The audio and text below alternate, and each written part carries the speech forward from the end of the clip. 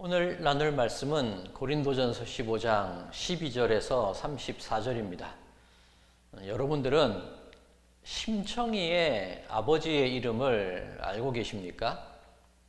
심학규입니다. 한자로 심은 깊다라는 뜻이고 학은 도도하다라는 뜻이고 규는 별을 의미합니다. 문헌에 따라서 이 흑도자를 위아래로 붙여 쓴 오콜규를 쓰기도 합니다. 어쨌건 이 심학규라는 이름은 학처럼 도도하고 별처럼 드높은 선비를 의미하는 이름입니다. 그런데 이 심학규에게는 자식이 없었는데 곽씨 부인에게 우리가 자식이 있어야 되지 않겠습니까? 그러면서 자녀가 있어야 될 두 가지 이유를 제시를 하는데, 첫 번째는 조종향화, 그리고 두 번째는 사후흠향이라고 얘기를 합니다. 무슨 뜻이냐면 조상에게 향이라도 피워드려야 되고 내가 죽고 나서는 제사밥이라도 얻어먹어야 된다, 그런 의미입니다. 즉 자식, 내 자녀가 그 생명 그 자체, 그것으로 나에게 내 삶 속에 필요한 존재, 그런 의미가 아니라 어떤 목적을 이루기 위해서 필요한 존재가 자식이라는 것이죠. 아마 그래서 심청이가 공양비 300석에 팔려서 인당수 깊이 가라앉아야 했던 것 같습니다. 이 심학규의 심자는 침자로 읽혀지기도 하는데 침체, 깊이 가라앉는 것을 의미하는 겁니다. 학처럼 도도하고 그리고 그 높았던 그 선비의 기계가 가라앉아 버리는 겁니다. 제 이름 이 헌규에서 규자가 심학규와 같은 글자를 씁니다. 별규자지요. 그리고 헌자는 법헌자를 사용을 합니다.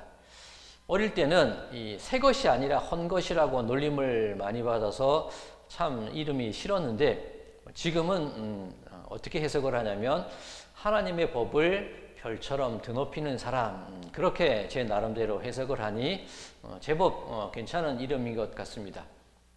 들으시는 분들이 저런 소리를 다 하고 그렇게 생각하실 수도 있겠지만, 제가 그렇게 생각하고 그렇게 살아간다는데 누가 뭐라고 한들 제가 마음이 흔들리겠습니까? 시작부터 엉뚱한 소리를 하는 것 같은데 다른 의미로 이런 말씀을 드리는 것이 아니라, 한 사람의 이름 혹은 그 사람이 삶의 방향을 중요하게 여기는 삶의 가치, 삶의 방향이 있다면 과연 그 이름대로, 그 삶의 가치대로 살아가고 있는지를 한번 돌아보자, 그런 의미에서 이런 좀 쓸데없어 보이는 말씀을 드렸습니다. 우리는 그리스도인이라고 불리거나 그리스도인이라고 우리 스스로를 소개합니다. 그리스도인이라는 이름의 뜻은 예수를 나의 그리스도로 고백하는 사람, 예수를 나의 주로 고백하고 예수를 나의 구원자로 고백하는 사람이라는 뜻입니다. 그리고 예수님이 나의 그리스도가 되기 위한 가장 중요한, 가장 첫 번째 조건이 무엇이냐면 예수님께서 부활을 하셨기 때문이라는 것입니다. 자, 오늘 본문 13절과 14절입니다. 만일 죽은 자의 부활이 없으면 그리스도도 다시 살아나지 못하셨으리라.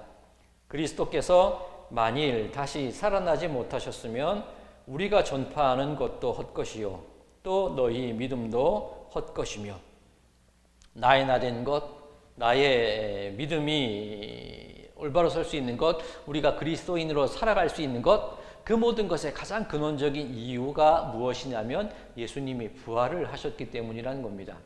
그런데 만약 그 부활이 거짓이고 그 부활이 진실이 아니고 내가 그 부활을 믿지 못한다면 내 모든 삶, 그리스도인으로서의 내 모든 인생이 헛것이 되고 만다는 그런 말씀입니다. 자, 여러분들은 그리스도인이라는 그 이름대로 살아가고 계십니까? 예수님께서 부활하셨다는 믿음을 가지고 계십니까? 그렇다면 과연 여러분의 그 믿음과 여러분의 삶이 일치되고 있으십니까? 오늘 본문 19절입니다. 만일 그리스도 안에서 우리가 바라는 것이 다만 이 세상의 삶뿐이면 모든 사람 가운데 우리가 더욱 불쌍한 자이리라. 우리는 먼 곳을 바라보고 높은 곳을 바라보며 살아가는 사람들이라고 얘기를 하는데 그것을 믿지 못하고 그대로 살아가지 못하고 그저 이 땅의 꽃만 바라보고 먹고 마시는 것에 내 인생의 모든 것을 걸고 살아간다면 우리들의 인생이 무슨 의미가 있겠냐는 겁니다. 아마 우리들은 불쌍한 사람이 될 수밖에 없다는 그런 말씀이겠지요. 자, 오늘 본문 32절입니다. 내가 사람의 방법으로 에베소에서 맹수와 더불어 싸웠다면 내게 무슨 유익이 있으리요? 죽은 자가 다시 살아나지 못한다면 내일 죽을 터이니 먹고 마시자 하리라. 내가 사람의 방법, 즉 인간적인 동기 때문에 내가 내 유명세를 위해서 노력을 하거나 내 주장을 펼치기 위해서 이렇게 살아왔다면 그렇게 에베소에서 맹수와 싸우듯이 고난받고 핍박당한 것이 무슨 의미가 있냐는 그런 얘기입니다. 마치 내가 부활에 대한 믿음이 없이 살아왔다면 내가 예수님께서 부활하셨다는 것을 믿지 못하고 살아간다면 왜 그렇게 고생을 하고 살겠냐는 겁니다. 그냥 먹고 마시고 오늘 하루를 즐기고 살 것이지 왜 그렇게 치열하게 지금까지 살아왔겠느냐? 그렇게 바울이 반문하고 있는 것입니다. 자, 그런 분들이 계십니다. 나는 믿음이 있어서 평안하다. 나는 믿음이 있어서 괜찮다. 나는 믿음이 있어서 변화되었다. 자, 말은 그렇게 하는데 얼굴은 굳어있고 사람을 대하는 것은 불편하고 늘 화가 나 있거나 늘 불편한 기색을 띠는 분들이 있습니다. 왜 그렇습니까? 믿음과 사는 것이 일치하지 않아서 그렇습니다. 혹은 내가 믿는다고 말은 하고 있는데 정말 믿지 못하고 있기 때문에 그러는 겁니다. 내가 믿는다고 얘기는 하면서도 스스로를 속이고 있기 때문에 그런 일이 벌어지게 되는 것입니다. 그러니 믿는 것과 그 믿음대로 살아가는 것이 일치되는 것이 중요하다는 그런 의미가 되겠지요. 자, 그렇다면 부활을 믿는 신앙은 어떤 모습으로 나타나야 되겠습니까? 부활을 믿는 삶의 모습들은 어떤 형태로 나타나야 하는 걸까요? 오늘 본문 20절입니다. 그러나 이제 그리스도께서 죽은 자 가운데서 다시 살아나사 잠자는 자들의 첫 열매가 되셨도다. 몇 달 전에 이 주일 예배 시간에 제가 어느 드라마의 대사를 들려드리면서 그런 말씀을 드린 적이 있습니다. 길이라는 것이 원래부터 있던 것이 아닌데 한 사람이 걸어가고 두 사람이 걸어가고 그렇게 사람들이 계속 걸어가게 되었을 때 그것이 길이 되는 것이다. 그런 말씀을 드렸지요. 자, 우리들에게 있어서 광야 같은 우리 인생길에서 예수님께서 제일 먼저 우리보다 앞서 걸어가신 분이다. 우리는 그 예수님을 따라가는 사람들이다. 그런 말씀을 드렸습니다. 자, 그것을 오늘 본문 말씀과 연관지어서 생각을 해보면 예수님께서 부활의 첫 열매가 되셨다는 것, 그것은 예수님께서 부활의 첫 열매가 되셨기에 그 이후로도 따라간 우리들 역시 부활의 증인이요 부활의 증거자가 될 수 있다는 말, 나 역시 부활하리라 라는 그 고백을 할 수 있고 나 역시 부활하게 된다는 그런 의미가 되는 겁니다. 자, 그런데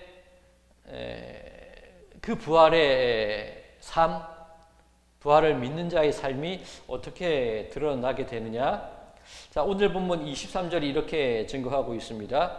그러나 각각 자기 차례대로 되리니 먼저는 첫 열매인 그리스도요, 그 다음에는 그가 강림하실 때에 그리스도에게 속한 자요. 주님께서 부활의 첫 열매가 되셨고 우리는 주의 강림하실 때에 그 다음 순서로 부활의 열매가 되고 계속해서 그렇게 주님을 따르는 사람들이 부활한다. 그런 의미인데 또 이렇게도 해석이 될 수도 있습니다. 자, 성경에서 처음이라는 단어는, 처음이라는 말씀은 전부를 의미하는 것입니다. 자, 월삭이라는 것이 있죠. 초하루라고 성경에는 증거되어 있는데, 이 월삭, 초하루가 되면 이 유대인들은 속죄제와 번제를 드리게 됩니다. 그 말은 이 한 달이 시작되는 그날 하나님께 내 죄를 사함을 간구하고 하나님께 제사를 드림을 통하여서 나머지 날들이 평안하기를 바랍니다. 그런 의미입니다. 자, 그렇다면 첫날을 지킨다는 것, 월삭을 지킨다는 것은 나머지 모든 날들도 하나님의 은혜와 도우심과 나의 죄를 하나님의 손길 가운데 맡기는 그 용서를 비는 그 마음으로 살아가겠습니다라는 고백인 겁니다. 결단인 겁니다. 출애굽을 할 때 마지막 재앙이 무엇이었습니까? 모든 애굽에서 모든 처음 난 것들이 죽임을 당하는 것이었습니다. 어린 양 그 피가 문설주에 발리게 되었을 때 이스라엘 백성들 가운데 처음 난 것들이 구원을 얻게 됩니다. 그리고 그 처음 난 것들이 구원을 얻음으로 말미암아 다른 모든 가족들, 모든 생명들까지 구원을 얻은 것이 이스라엘 백성들의 모습이었고, 그것이 출애굽입니다. 자, 처음이라는 것은 전부를 의미하는 겁니다. 예수님께서 부활의 첫 열매가 되셨다는 것은 우리들의 모든 삶이 예수님의 그 부활의 능력과 부활의 소망과 그 생명으로 가득 채워지게 되었습니다라는 고백인 겁니다. 자, 오늘 본문 31절 말씀입니다. 형제들아, 내가 그리스도 예수 우리 주 안에서 가진 바 너희에게 대한 나의 자랑을 두고 단언하노니 나는 날마다 죽노라. 바울이 고백하기를 나는 날마다 죽노라. 그 말은 나는 날마다 부활하노라 라는 의미가 숨겨져 있는 것이지요. 자, 이 말은 내가 고난에도 처하고 핍박에도 처하고 고문을 당하고 죽을 위기도 많이 경험했는데 그 모든 것들이, 그 모든 죽음의 그림자가 나를 지배하지 못한다는 겁니다. 죽음과 죄와 어두움이 나를 사로잡지 못한다는 겁니다. 날마다 죽는다. 나는 죽음이 두렵지 않다라는 고백입니다. 그 배경에는 부활 신앙이 있기 때문입니다. 자, 지금 읽은 이 31절 앞구절인 30절을 읽어드리겠습니다. 또 어찌하여 우리가 언제나 위험을 무릅쓰리요? 언제나 위험을 무릅쓰리요? 내가 위험을 무릅쓸 수 있는 까닭이 무엇이냐? 나에게는 부활이 있기 때문에, 생명이 있기 때문에, 부활의 첫 열매 되시는 그 예수님의 부활이 내 모든 삶을 가득 채우고 있기 때문에 위험을 무릅써도 그것이 위험이 아니요, 고난 가운데 있어도 그것이 고난이 아니요, 핍박 가운데 있어서 그것이 내게는 힘이 되고 기쁨이 되더라라는 고백인 것입니다. 부활 신앙을 가진 사람의 삶이 바로 이렇다는 얘기입니다. 사랑하는 성도 여러분들, 이 명실상부라는 말을 들어보셨죠? 명실, 살아가는 것과 실상이 상부, 서로 부합하다는 얘기입니다. 우리 그리스도인, 우리 기독교식으로 해석을 하면 이름과 열매가 같다는 겁니다. 즉, 내가 믿음을 가지고 있다고 고백을 하면 믿음의 열매를 맺어야 되고, 내가 부활을 믿는다고 하면 내가 생명의 열매를 맺어야 되고, 그리스도인이라고 고백을 한다면 내 삶 속에 예수님의 열매가, 그 생명의 열매가 맺어져야 한다는 의미입니다. 나는 평안하다 고백을 한다면 평안이 맺어져야 되고, 나는 늘 기쁘다 그러면 기쁨의 열매가 맺어져야 한다는 겁니다. 즉, 이름대로 살아가는 것이고 믿음대로 내 삶 속에 이루어져야 한다는 말씀인 줄로 믿습니다. 사랑하는 성도 여러분들, 바라기는 여러분들의 모든 시간이 예수님의 생명으로 가득 채워지게 되기를 간절히 소망합니다. 그리하여서 어떤 죽음의 두려움이나 어떤 죄악의 그림자가 여러분을 더 이상 사로잡지 않게 되기를 간절히 소망합니다. 그리고 여러분들의 모든 삶이 그리스도인으로서 기쁨과 평안과 소망과 생명 가운데 충만하게 되어서, 그렇게 여러분들의 행동이, 여러분들의 그리스도인의 실천이 그리고 여러분들의 얼굴이 오늘 이 하루의 삶이 온화하고 평안하고 기쁨과 소망과 그런 생명력이 넘쳐나는 그런 오늘 이 하루가 되시기를 주님의 이름으로 간절히 축원드립니다. 생명의 주인이 되시는 하나님 아버지, 내가 주님을 믿는다 하면서 사는 모양은 어둠이었고 내가 부활을 믿는다 하면서 늘 죽음의 기운에 사로잡혀 있었음을 고백합니다. 내가 죄에서 자유하였다 하면서 여전히 죄에 묶여 있었고 내가 변화되었다 하면서 여전히 썩어져가는 과거의 습관에 매여 있었음을 고백합니다. 예수님의 부활이 내 삶 속에 나타나 내가 주님의 부활의 생명으로 거듭나게 살아나게 하여 주시옵소서. 예수 그리스도의 이름으로 간절히 기도드리옵나이다. 아멘.